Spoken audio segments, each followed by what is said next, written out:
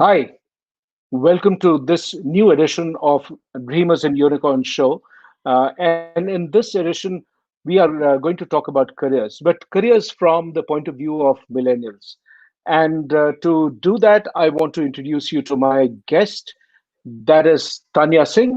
And Tanya Singh actually is someone who's gone through multiple organizations. So, Tanya, welcome to the show. And I'm going to talk to you a lot about your career and what do millennials really look for when they say, this is what I expect from my career? So, that's going to be the secret. So, Tanya, welcome to the show.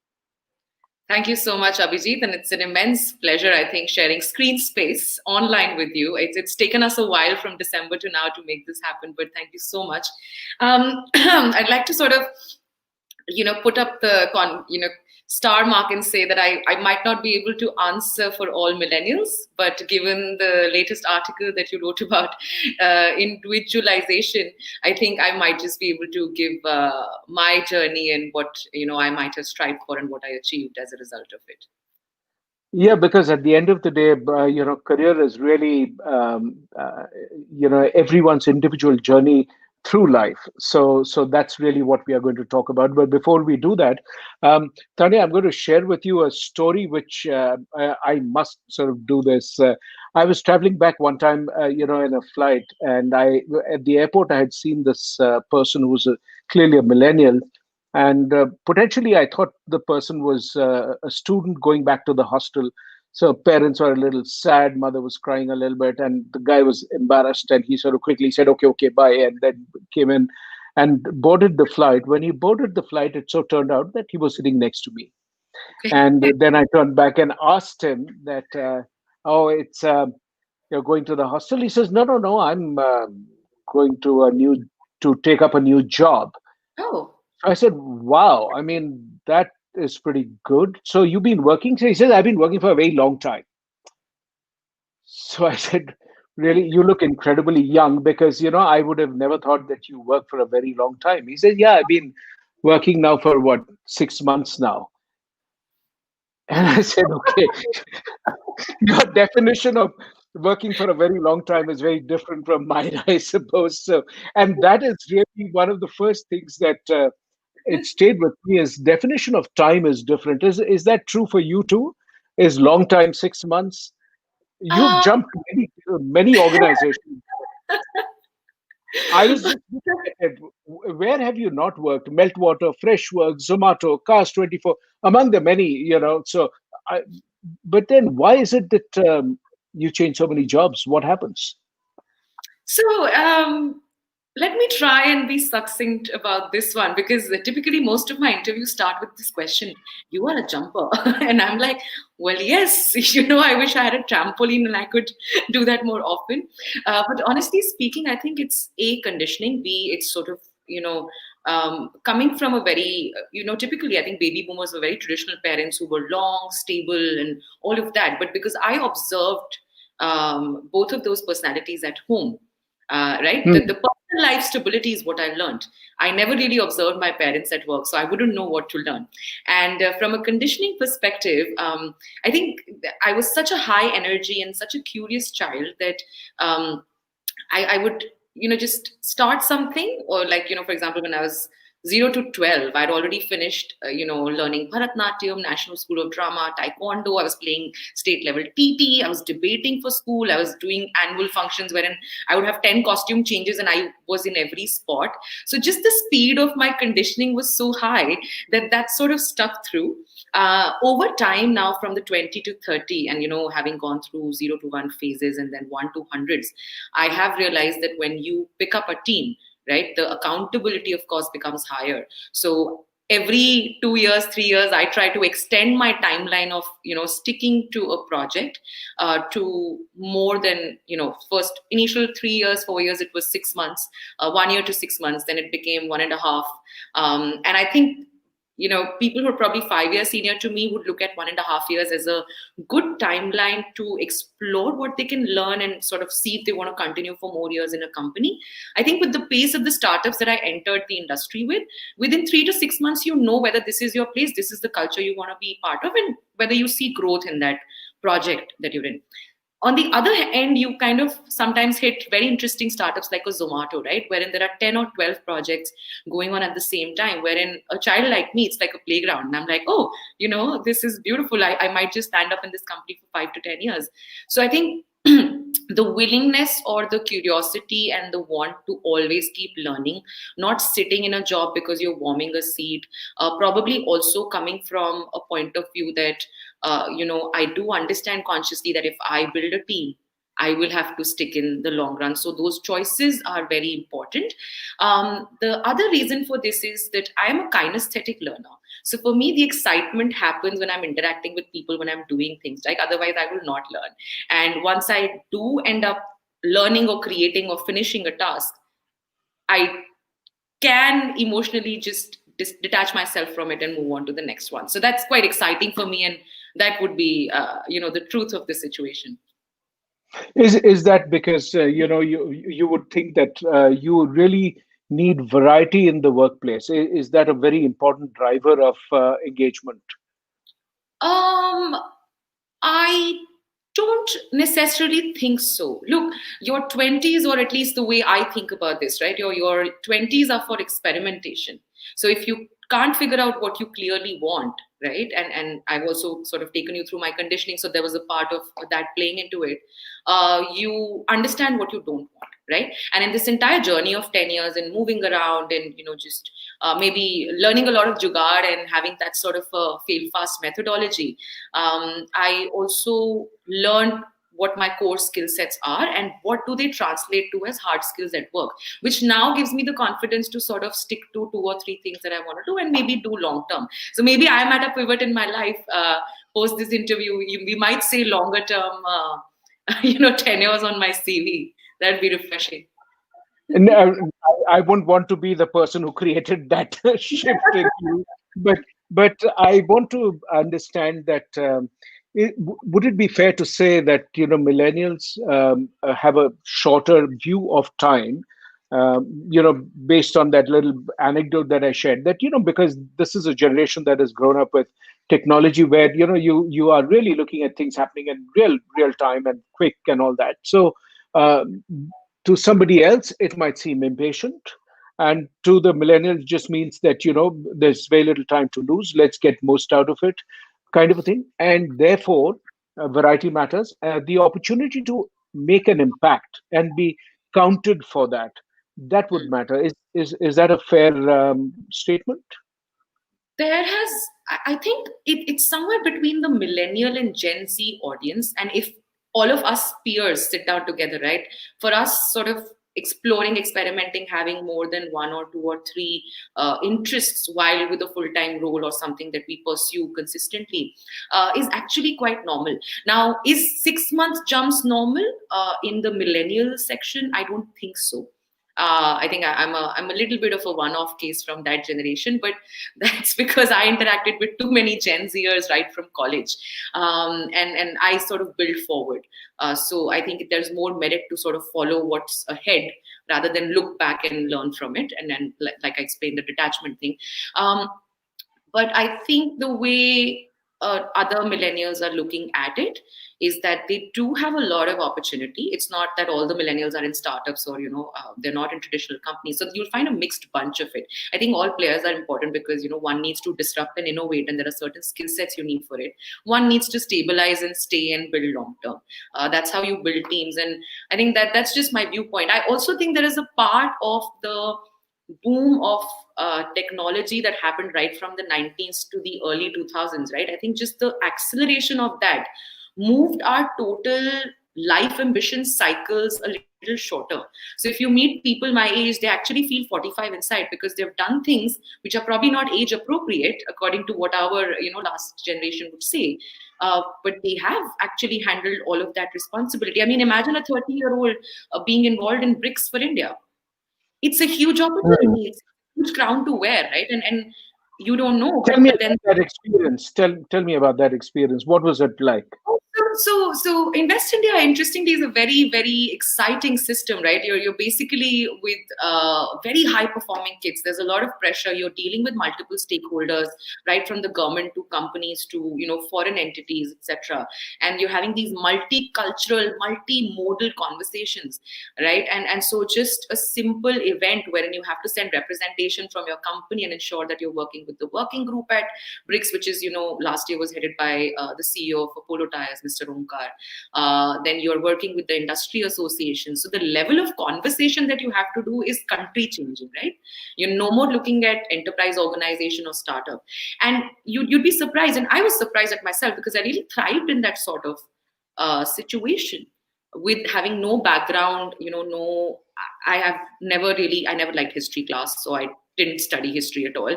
I never watched the news. My dad used to be a big, politics enthusiast like most of our fathers, but I never watched the news. And still, I could make sense of that chaos and do a good job of it. Now, the reason is that maybe because I bring tenacity, grit, and the ability to make sense of chaos is why I was able to do. The other reason, the simplest explanation could be I'm really good at people and relationships, and that is why I was able to thrive in this environment also, and because I learn fast. So once you start talking about those things, once you start consuming content, you get from one place to the other to the other. Exactly how our careers go. Nothing works in isolation. So that's So we have a question here from Sandeep Chakrabarti. He says that I'm Sandeep, and how do quick career jumps impact one's ability to develop really long-lasting network of professional acquaintances? Does it impact that you change too often? Does it mean that you'll never build deep no, no, no. networks? So it depends on the role you're doing. Obviously, in customer facing, front facing role, when you're the face of a brand, right, in business development, it's so much more easier to strike conversations, convert accounts. Typical sales cycles in startups would not be more than 2 to 3 months. In whether you take a SaaS platform, whether you take a B2C tech platform, or you take up an app, right? Because you're dealing with businesses which are mid-size. Now, when you go to an enterprise organization with SaaS, however, the ticket size of the SaaS product that you're using, for example, in the case of Freshworks, it's not Salesforce. So it's not a complex enterprise solution which needs the yes of 10 stakeholders. It needs the budget from one stakeholder. So it's just the nature of work. And I think business development is a skill, right? I mean, every startup founder, every person who is in any part of a moving organization must know how to listen, analyze, solve for, and sell, however that journey happens. So that would be the. So, what when you look at your career streams and you sort of look at your choices, and you were to analyze the choices of employers that you've had, and it's been quite a impressive impressive set of employers, whether it's Meltwater, Freshworks, Zomato, Cars 24, Invest India, many of them, across many different kinds of industries. One question that comes to my mind is it fair to say that it is more about career shifts in the initial phase, first 10 years, is more about learning different things and figuring out what do you not want to do, and then to sort of single it down to say that, okay, all right, how do we sort of really, now that I am getting a feeling of what I like to work at, you kind of choose those options. Let's assume you've got to that phase. Would you then, what do you look for in the employer? Who is the ideal employer for you? Honestly, for the first 3 years, I never really thought about it. I always got picked up for internships and jobs because I was, like I said, I was asking too many questions and I was putting myself out there and I was bold. Post that, the discovery led me to a newer goalpost, which was why am I doing what I'm doing? So the first 3 years, I literally started with sales, which was, a chance interview cracking. I landed there. I got trained in US sales, which was literally like a stock trading floor. Because of the speed of things there, and because I was interacting with a lot of corporate communications heads of companies, right? You're in the system. So then housing picked me up, then Cast 24 picked me up, etc. I never consciously applied to anything. It took me 10 years to sit back and consciously apply. And now I'll tell you what my finding the why process was. But by year 5 and year 6, what I had discovered was that I was picking up And back in the day, you did not see a lot of women in sales. You did not see a lot of women in tech startups because these companies used to work around the clock, right? And a typical Indian Sure. woman born in the 80s, 90s would not sort of be going and taking the risk because no one really cares about the income she makes for the home also. I'm the only child, so I think I take the responsibility of also being the earning boy of the family. But having said that, I think by year 5, I discovered that I'm really good at opening up doors, which means cold Hmm. conversations, right? Then those skills sort of were utilized by Freshworks to have me sort of practice and niche and polish opening doors with the discipline of the numbers in the top of the funnel, right? So I practiced that, and I practiced that beyond India. I practiced that in Australia, Middle East, Africa. Something similar is what I was also doing in London for the 1 year that I was in fintech in a startup there. But that was a skill that developed in the first 5 years. The second skill that developed, the development of which started at Cars 24 and finished at Zomato, was being able to solve my problems myself. So critical thinking, right? And there are some mentors which were sort of instrumental. I think I'm very used to being challenged, and that is what lights up my fire. Unfortunately, fortunately, but my mentor Mehul Agarwal at Cast 24, if I would go to him with a question, he would turn me back, ask me 10 more questions, and turn me back. And that is how I started learning. So if I had a question, then I would ask myself 10 other questions, distancing myself from it, and then I would go and find the answers and solve my problem myself. The third skill set that I learned in terms of communications and multicultural stakeholder management started from the experience, in London and Freshworks, because it was international markets. And there was a lot of government interaction here with the solutions that we were building because we were on the tech side of things. And then sort of culminated with Invest India, wherein I believe I learned diplomacy, tact, how to balance, multiple motivations in a room, and also understand my power as a woman. I think because I was always in real estate, cars, unfancy stuff for women, and you not be selling because you don't foresee that career for yourself.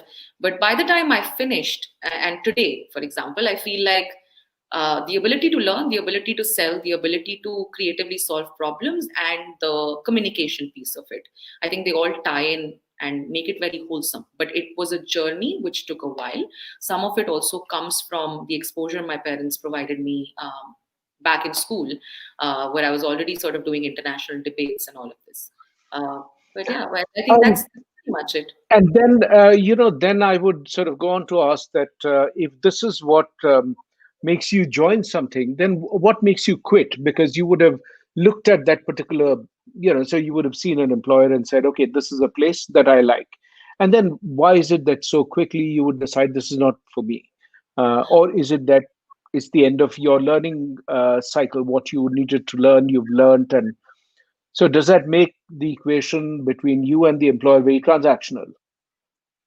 Um, no, not really. So I think, and I'm not sure if one is supposed to say these things, when talking from a professional standpoint.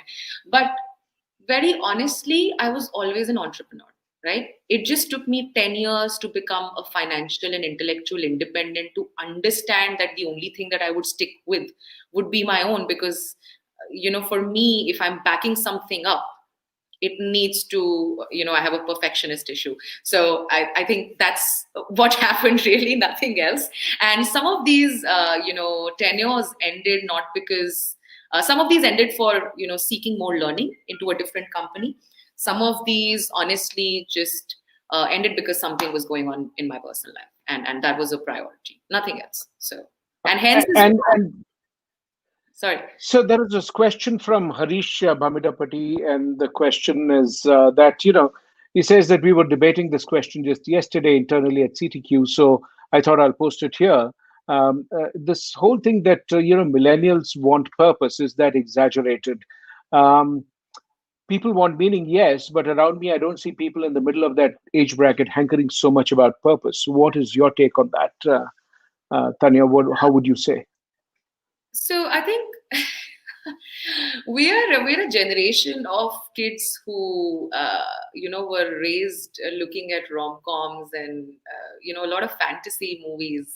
and the content that we consume, which came from a lot of different countries. I think it's And a okay lot for of vampire movies too. yes, absolutely. So both extremes. And I think it's okay to sometimes, have an imagination which makes you want to attach yourself to something for a bigger reason, which you think is, beyond yourself. Now, not all people are like that. And yes, it is debatable as a topic. So I would probably not debate it with people who are sensitive about purpose. But look, there are all sides, right? So, I mean, an NGO fighting for, uh, more trees to be planted has its own agenda, and people that they will attract will be attaching themselves to that purpose. Now, the purpose can come from either the mission and vision statement of the organization or the leadership. There are just two ways of going about it, right? So whether you want to call it meaning, you want to call it purpose, I think generally speaking, the world needs to hypercollude and come back to ancient Indian practices so that consumption doesn't lead us to, our own exile. But having said that, I don't think, I just think that's a make believe thing. On a realistic level, people attach themselves to mentors. I can say that for myself, and I can say that for every person I have observed and I have mentored personally. Mentorship is not a one day thing. You attach yourself to mentors forever. I've always had 5 external mentors. Some of those mentors I've worked with later in my life, because those exits were not, let's say, they were not because of a discrepancy in work. I've managed to sort of keep all those relationships over the last 10 years, as opposed to what people might presume that happens in the system. Sure, sure. So, how have you, therefore, this whole um, philosophy that you said that you work with mentors, and tell me who is the ideal mentor? What does the mentor do when you have a millennial protege, for example? What is it that works? A One mentor. method you said is that asking more questions rather than giving answers is one method. What other things actually help you learn better? um I'll give you two examples of people that I've really looked up to and have helped me progress my career, and then I'll give you a snippet of what my mentees tell me I do well. But, when you interact with a child, there is a certain amount of innocence, curiosity, and lack of bias and past baggage that children come with. So when you have freshers that you mentor, right, when people are just out of university, big dreams in their eyes, their bubbles always obviously going to burst, because work is not as easy as or fun as being in their parents' home or in college looks like. So I think a mentor's job is to help an individual find the best version of themselves, and that's Okay, it. good. And how do you do it? Well, every person would require a different method. Some Different people style. take challenging, some people take toughness, some people take a very reminder of discipline, or hand holding. It could be multitude of things. So yes. So we have a question from Vinod Yadav who says, "What is growth hacking? What does that really mean?" It's a very relevant question, and thanks, Manish.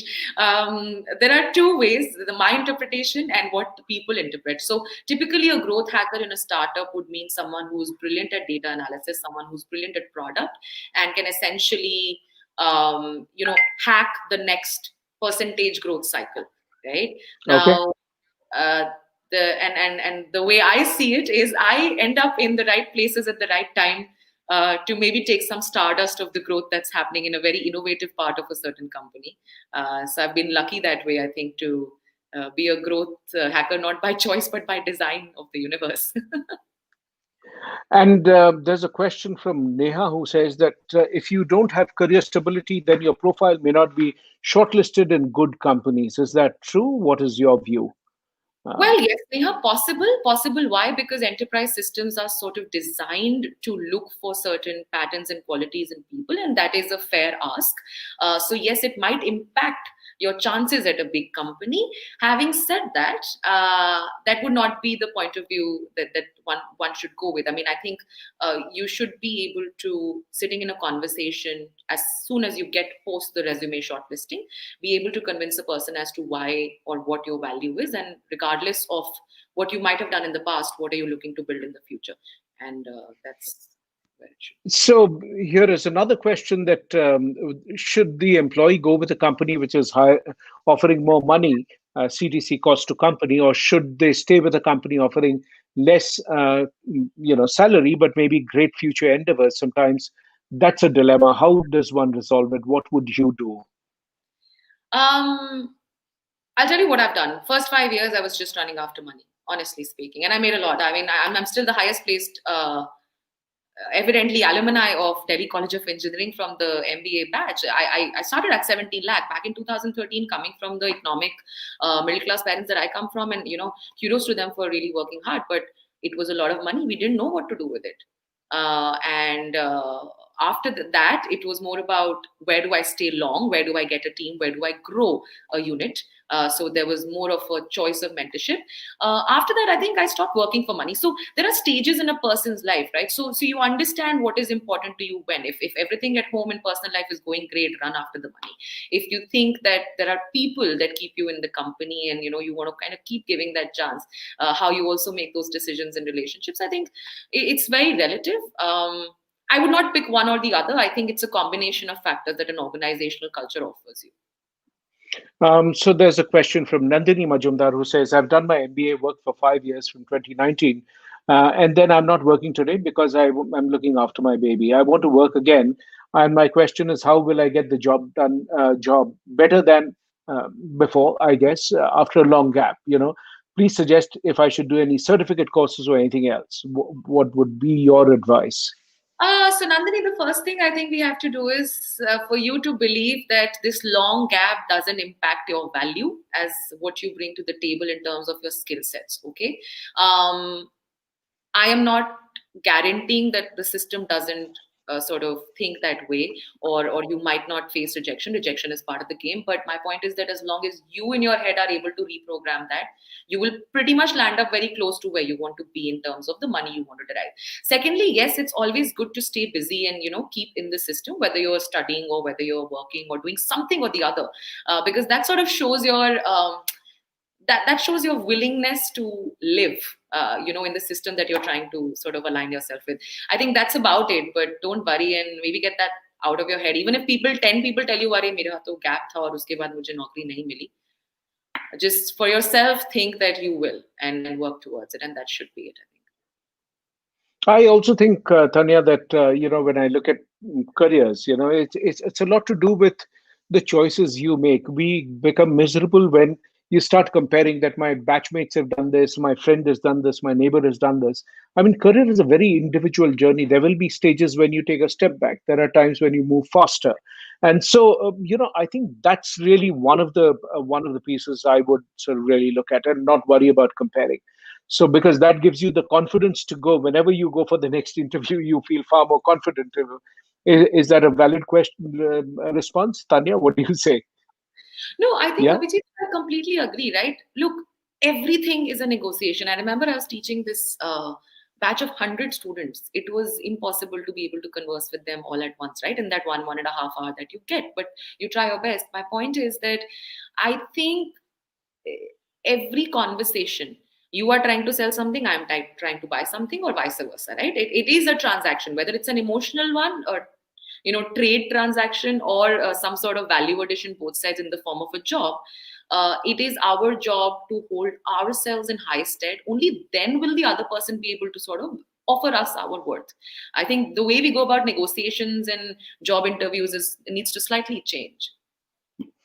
There's a great question here. What about people like us who need to totally restart? This is a question from Rick Sen. Restart their career in journalism at the age of 34. It's been 4 years since there's been a full time opening. What would you have to say to that? I am on the same boat. So I have been literally for the last 2 years while freelancing, been writing letters to newspaper companies to let me write. Okay. And then I found Medium, and I found another Indian website wherein you can write and eventually you can get paid for it. Right. So my point is, does it have to be full-time work? If not, can you start small?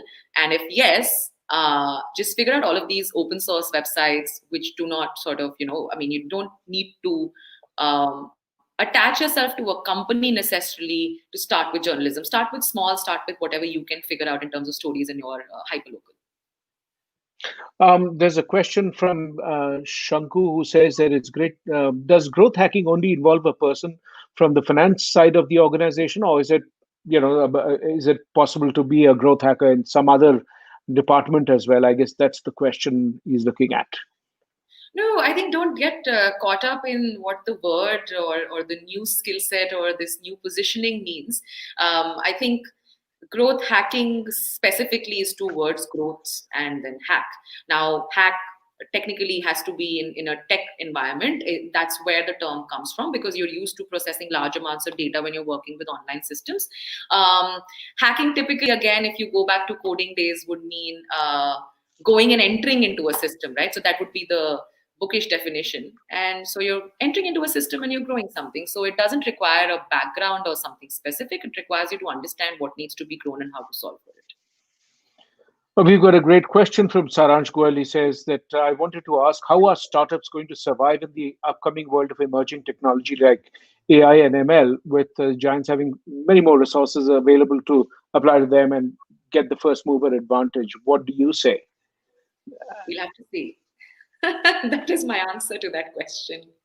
I will not project and predict anything that will happen in the world. I think we're in uncertain times. The startup system, ecosystem will continue to thrive. It will continue to thrive in whatever way, right? New incumbents will keep coming. The ones who are at a certain stage will keep growing. That's just the way it happens. But I don't think at this point worry will solve anything. Look, if machines could potentially in the future take up all of our jobs, then there is nothing you and me can do, right? And all we have to do is either learn those new skill sets and place ourselves in positions that we can continue working on it and staying with the times.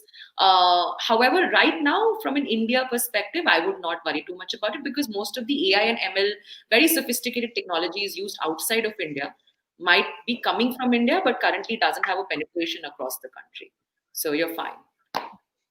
And I also think that, if you really start thinking about many different ways to, run your career, try different things, learn different skills. And that actually is a much better way of, tracking your career journey rather than to sort of depend on, how is technology going to change the field that I'm in, because every technology is going to change every field. So, it's a process of evolution. So I wouldn't worry too much about it. Can I overtake this if people don't mind sort of taking questions in the last 5 to 10 minutes of it, and then I have some questions No, to ask. please, please. Sure, sure. Okay, brilliant. Questions for them. Yeah. I Okay. hope All right. everyone who's watching has a copy of this book. If not, please go and buy. It's available on Amazon. Dreamers and Thank Unicorns. you. That's my spot. And Abhijit, I have questions for you. Okay. Uh, Tell me about how many millennials or Gen Zs you've had the pleasure to work with sort of in your career, and how is this new, the fact that you're online on a platform like LinkedIn interacting with younger people, how does this sort of work or, figure out in your current and future? no, this is supposed to be an interview where I ask you questions. Please tell me. Please. Uh, uh, okay, so let me try and answer. So yeah, I think I've always had the opportunity to work with people who are from different demographic groups, different socioeconomic groups, and I think the more you've sort of interacted with them, the more you've enjoyed. I've eventually enjoyed working with many of the people, even when whether it was in advertising or whether it was in when I taught at B school or when I have been working on my own different places. So it's fun to work with them, and I always think that it's whether you work with people who are substantially older or substantially younger. In both cases, I think you learn tremendously. So I am not just saying that one is better than the other. Both, I think I've learned from. But So does our generation perplex you? Do you go and like, इनका कुछ नहीं हो सकता no, है? no, no, no, no, no, not at all. I mean, I think a lot of the differences are exaggerated because I think if one just has to come back and compare oneself at age 19, 20, or whatever it was, first of all, I think I personally was completely clueless. I think to a greater extent, all my friends would say you still are. But apart from that, I think because information was so filtered at that point of time as I was growing up, sources were very limited. Today, people have access to anything and everything. If you want to know how do you say a particular word in Swahili, you just need to look it up. If you want to know how many planets are there on Earth, in the solar system, you can just look it up. So information is there. I think what it means is our method of learning has to change. You sort of work on that. So Yeah, I think I'd like to mention here that we were spoiled for choice. So Google introduced this whole work from office culture, and you saw this seeping through the startups and the way the cultures have evolved over time, right? So I mean, for a 22-year-old, 21-year-old back in 2012, 13, you're entering an office wherein you've got brilliant stuff. You don't have to worry about your food. Like you could literally co-live out of there. And for sure. young people, that's amazing. That's like going to hostel only fancier, right? Especially for day boarders who've never been in a hostel. So I think that's also what fascinated or sort of built up this culture. People are willing to do a lot more because they feel like a unit, like a family, and they spend most of their time here. So for us, for example, working from home was not a very hard transition because we have seamless personalities both at work, and how we sort of interact with the rest of the world. Second question: do you remember? Tell me one of the craziest interviews, or or people that you've met during an interview, and if you could narrate that story. I'm not going to refer to this present one as that example. Please do. But yeah, I've had the opportunity to interact with really very fascinating people, and people who represent a world which I know very little. I mean, for example, I recently interviewed Vishwanathan Anand for my podcast. So it's coming up. It's in the coming sort of week. We'll see that.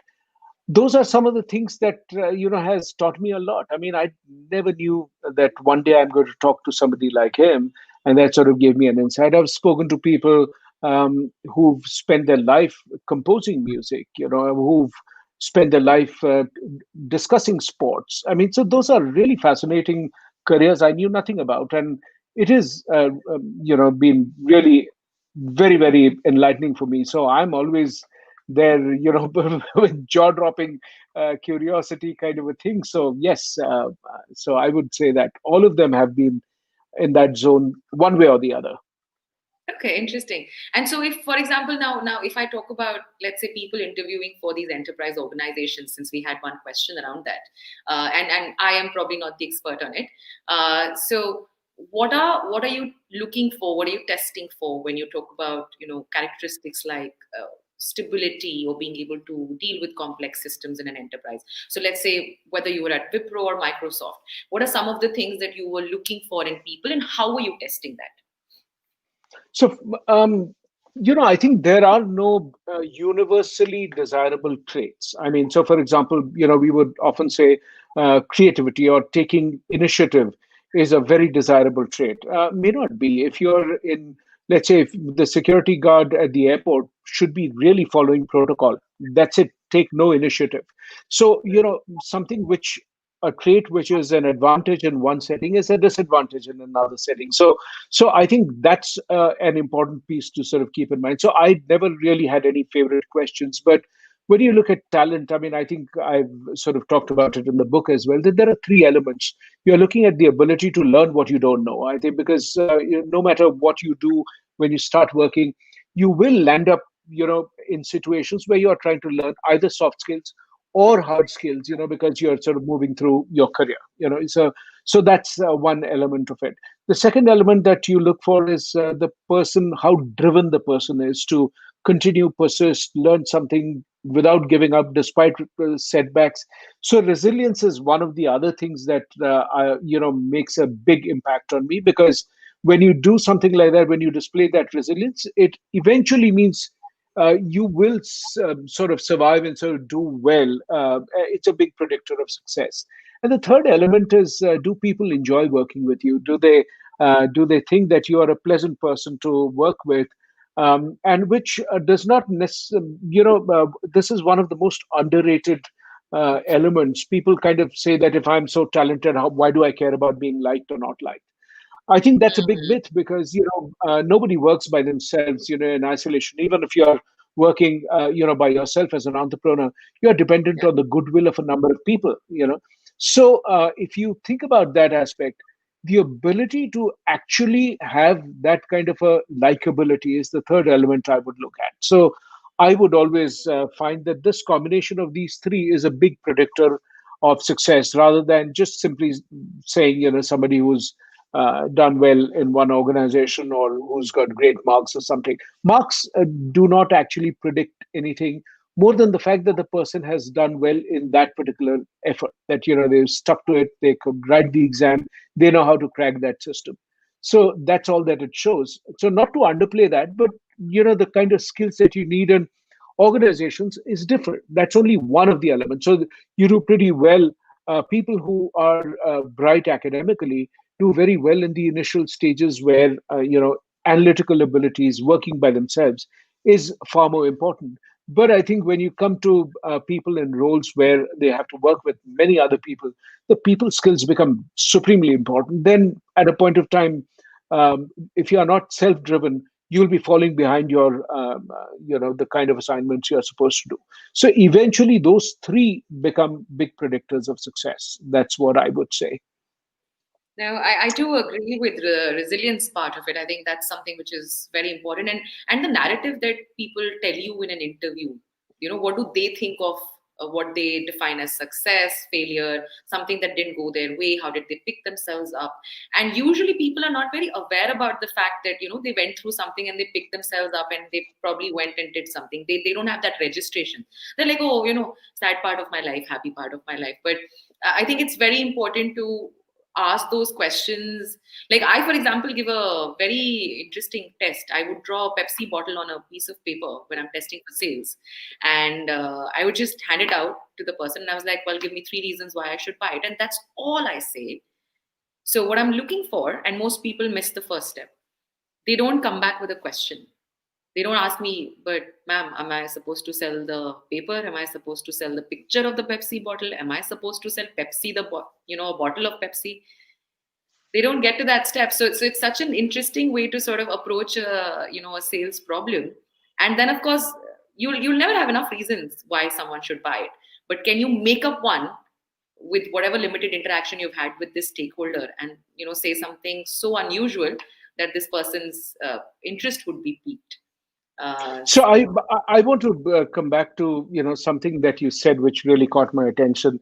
You're talking about resilience, and so uh, I'm going to sort of bring up a sensitive aspect, which is that I know that you were a great debater in your youth, when you were sort of as a kid, when you're growing up. You did taekwondo, you did Bharatnatyam, and you're a trained Bharatnatyam dancer when you had an accident and you lost a leg. Is that yes. accurate?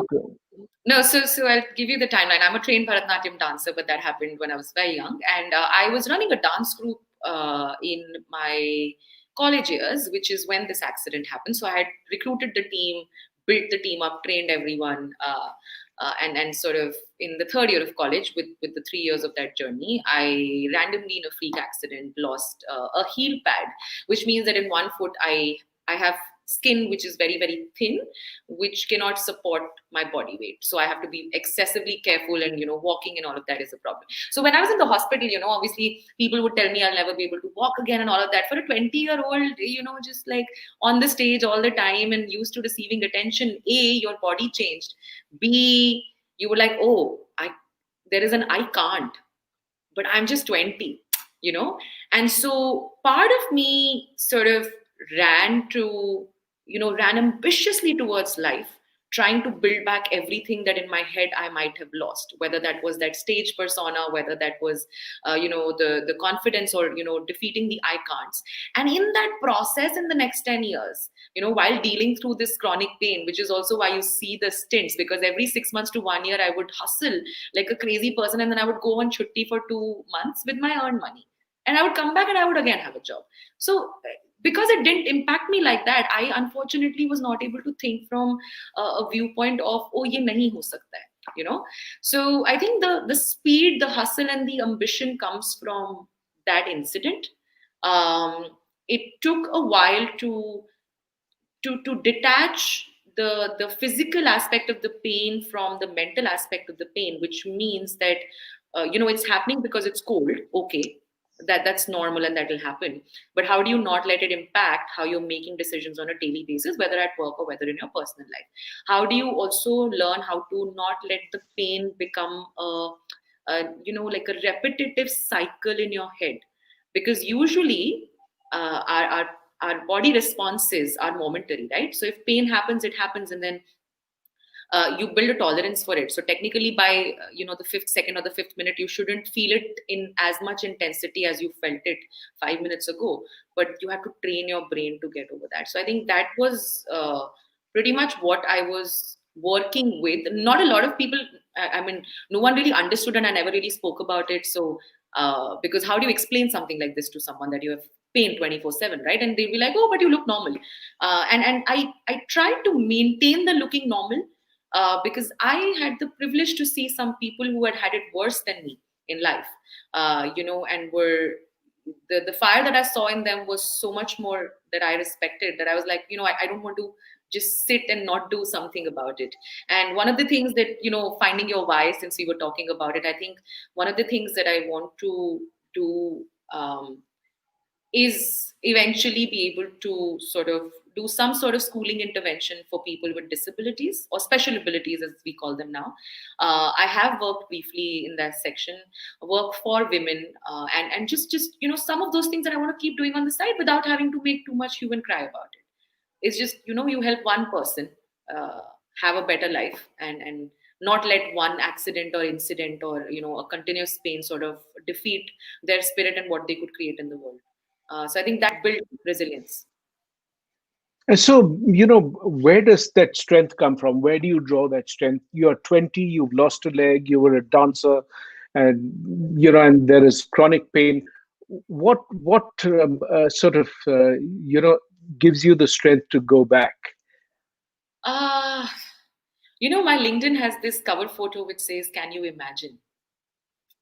Hmm. And that's the sort of that is the one thing, or having being able to have an imagination and then go out and do something and create it.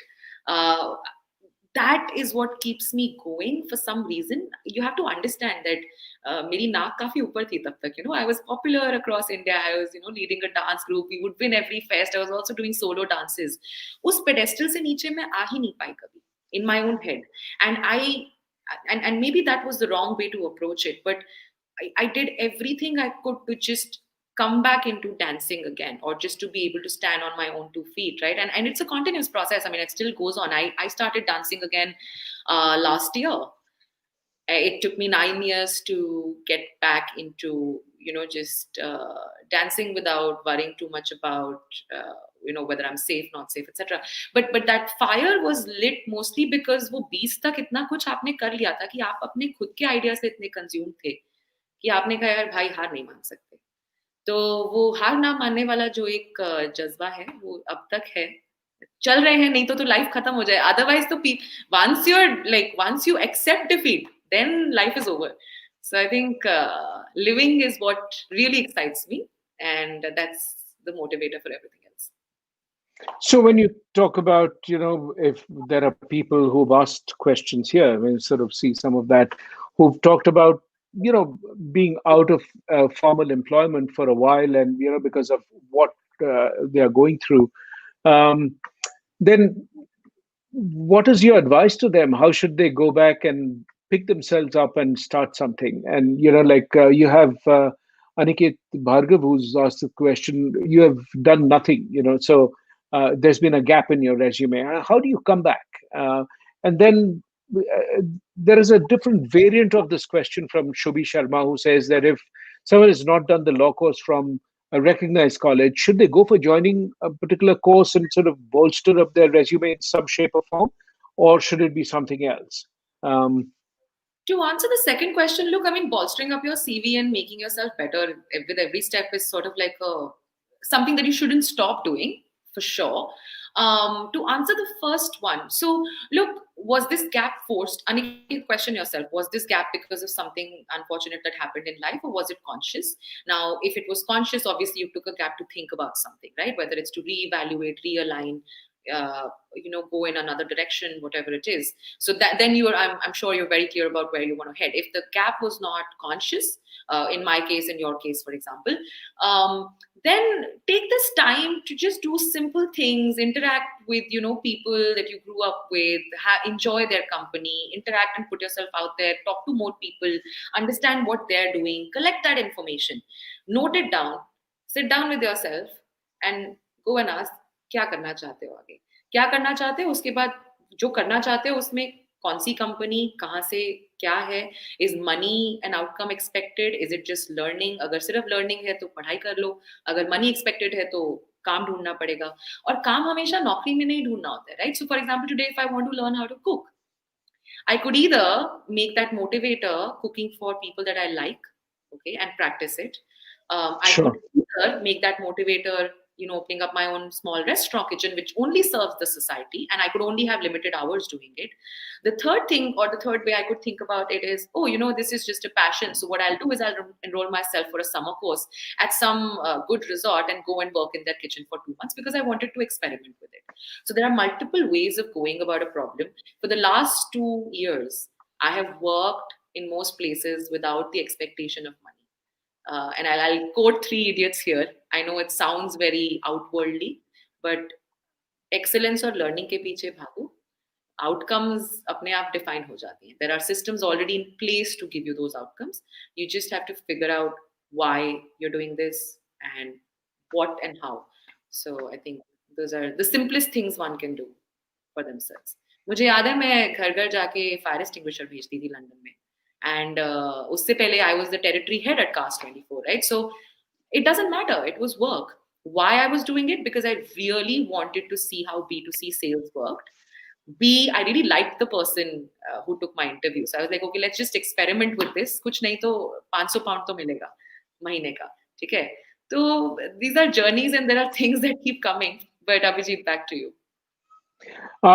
There's a question from Pranav who says, would individuals interested in many different projects across the fields, should they be try to become part of consultancy organizations instead of specific job roles, especially as freshers?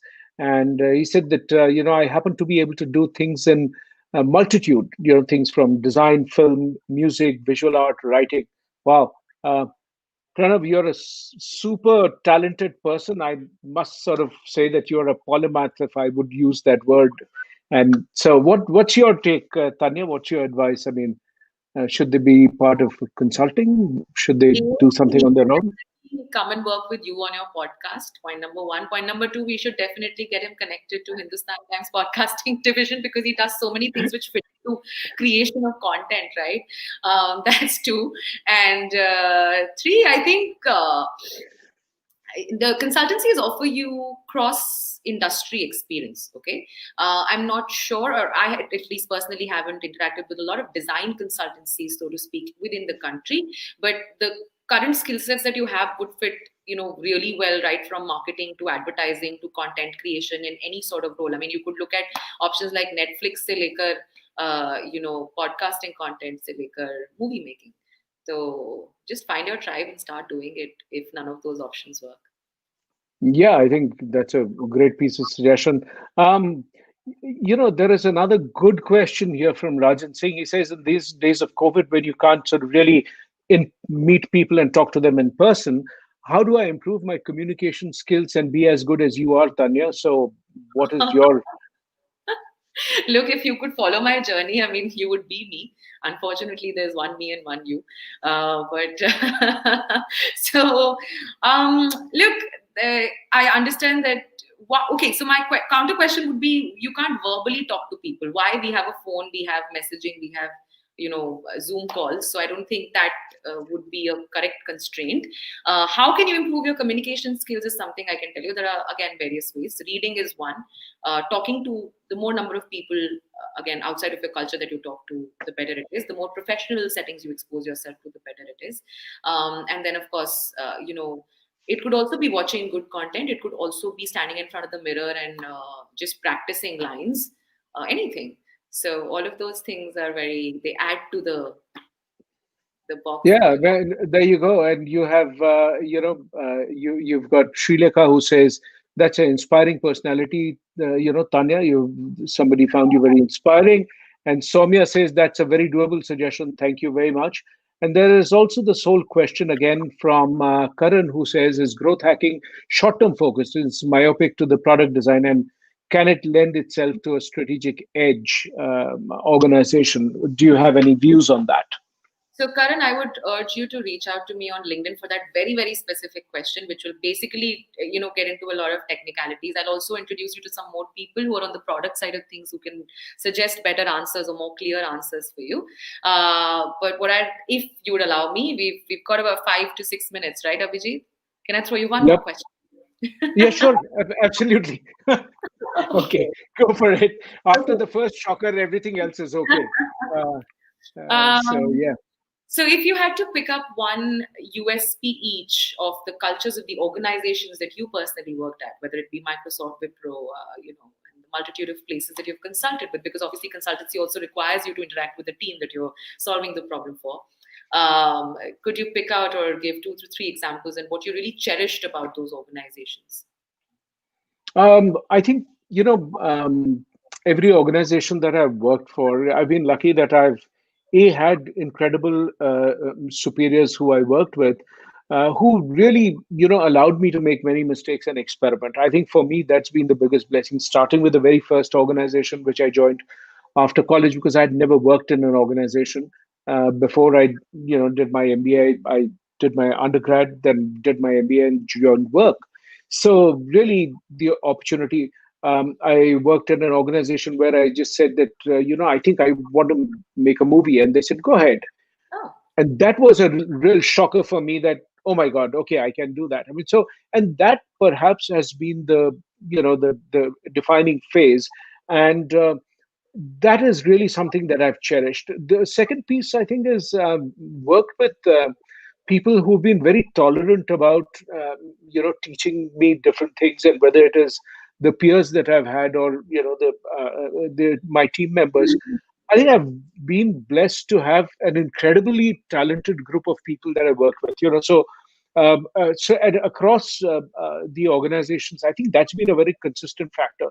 And to that extent, I think it's just been sheer luck that I worked with such incredible people who then, went on to do so many things that inspired me. And then whether it was peers who would challenge me, and then there were managers who sort of gave me really tough assignments, and each one of them, I think, created opportunities. So um, that, I think, is how I would sort of look at my journey. So those are some factors which I really cherished. So very Supriya good. says that you must post a discussion on my LinkedIn page. Of course, it will be right there. So, Supriya, you can always look at it later. It will also be on my Facebook page, on YouTube, and on Twitter.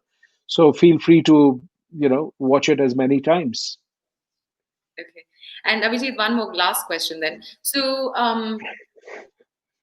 in your own way, help me understand if a polymath would be a good leader. I just want your opinion. It's okay if it's biased against or towards.